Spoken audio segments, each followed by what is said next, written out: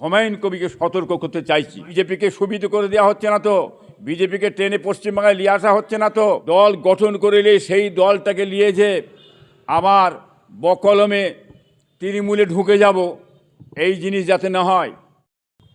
দেখেন, বাবরি মসজিদ বিতর্কিত জিনিস ছিল অযোধ্যায়, সেটা জনগণের চাপে রায় দিয়েছে, দখল অধিকার রায় দিয়েছে। কি বলেন, সেটা বাংলার মানুষ সবাই জেনে গেছে। সেটা মসজিদ, বাবরি মসজিদ, মসজিদই আছে, যতই মন্দিরই করুক, নাম কিন্তু সেটা বাবরি মসজিদ। কিন্তু সেটাকে নিয়ে বাংলার মানুষের মনে একটা আক্ষেপ ছিল।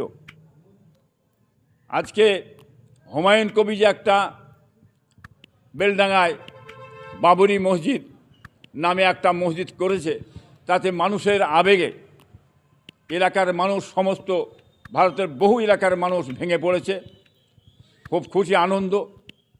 কিন্তু ওটা হয়েছে, মসজিদ হয়েছে, হোক, এটা আমরা অস্বীকার করিনি। আরও মন্দির হোক, কোনো অসুবিধে নেই। বাবরি মসজিদ আরও 20টা হোক, মন্দির আরও 50টা হোক, কোনো অসুবিধে নেই। কিন্তু বাবরি মসজিদকে নিয়ে রাজনীতি না হয়, বাবরি মসজিদকে নিয়ে ব্যবসা না হয়, বাবরি মসজিদকে নিয়ে একটা দল গঠন করে সেই দলটাকে নিয়ে যে আবার বকলমে তৃণমূলে ঢুকে যাব, এই জিনিস যাতে না হয়, এটা আমরা দেখতে চাইছি, জানতে চাইছি। কিন্তু একটা সুন্দর ব্যাপার এসে যাচ্ছে হুমায়ুন কবির উপরই। হুমায়ুন কবি বলেছিল, হ্যাঁ, আজকে আমি 2টো সিট নেওয়ার পরে আমাকে জামাই খাতিরে মমতা ব্যানার্জি সাহেব আমাকে নিয়ে যাবে। তাহলে উনি কি জিতার পরে জামাই খাতিরে ডাকবে মমতা আরএসএস? এই আরএসএসের কথাটা হুমায়ুন কবি বলেছে। তাহলে এই মানুষগুলোকে নিয়ে উনি কি আরএসএসের মধ্যে ঢুকে যাবেন? হ্যাঁ, যদি আরএসএসে ঢুকে যাওয়া হয়, তাহলে এই যে মানুষগুলোর সঙ্গে গাদ্দারি করা হবে, মানুষগুলোকে ধোঁকাবাজি করা হবে, মানুষগুলোকে শেষ করে দেওয়া হবে, এই জিনিসটা যাতে না হয় আমরা দেখতে চাইছি।